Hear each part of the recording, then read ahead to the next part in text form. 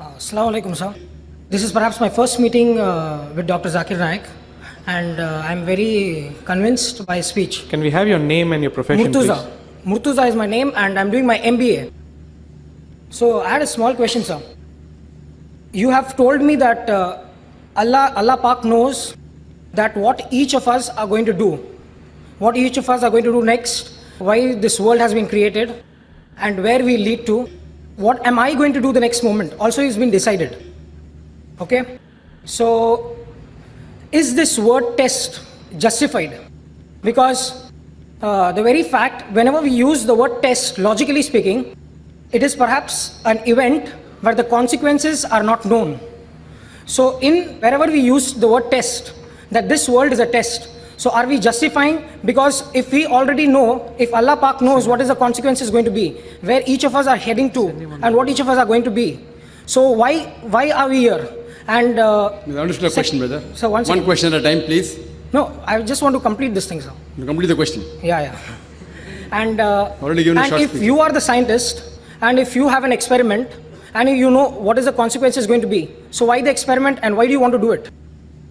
The brother asked a question. Inshallah, if the non-Muslims should come up first on the microphone, we prefer non-Muslim asking the question.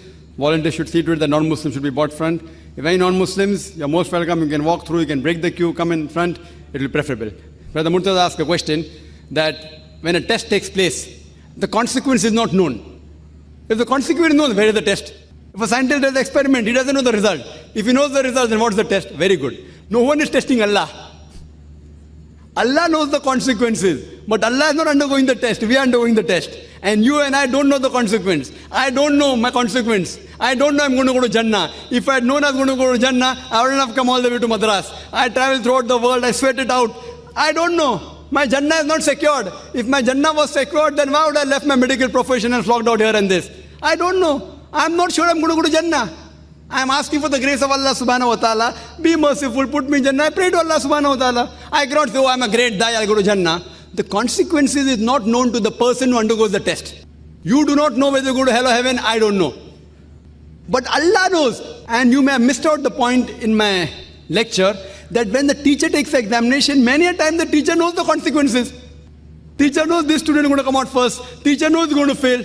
So do you mean to say I will not sit for the examination? The test is yours. The test is not for the teacher. And when the scientist does the experiment, the scientist doesn't know the result. Therefore, he does the experiment. Here, Allah subhanahu wa ta'ala is not a scientist. Allah is not experimenting on us. There's a mistake. Allah is not experimenting on us. Allah subhanahu wa ta'ala is the creator, the best to create. He is made a creation, the human beings, who has the free will. He knows. But the reason he's letting us go in this world, because if he does not let you undergo this test, on the day of judgment, you will ask Allah subhanahu wa ta'ala, why did you put me in hell? If Allah puts you in hell, Allah alam, I don't know.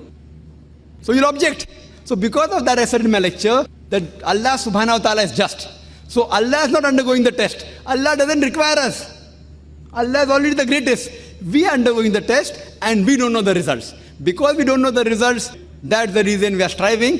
And we pray to Allah subhanahu wa ta'ala, may He grant us mercy, may He forgive us, and may He put us in Jannah. Ameen. إن أعجبك الفيديو فلا تبخل علينا بلايك أو مشاركة الفيديو مع أصدقائكم ثم الاشتراك في قناتنا ليصلك جديد الفيديوهات.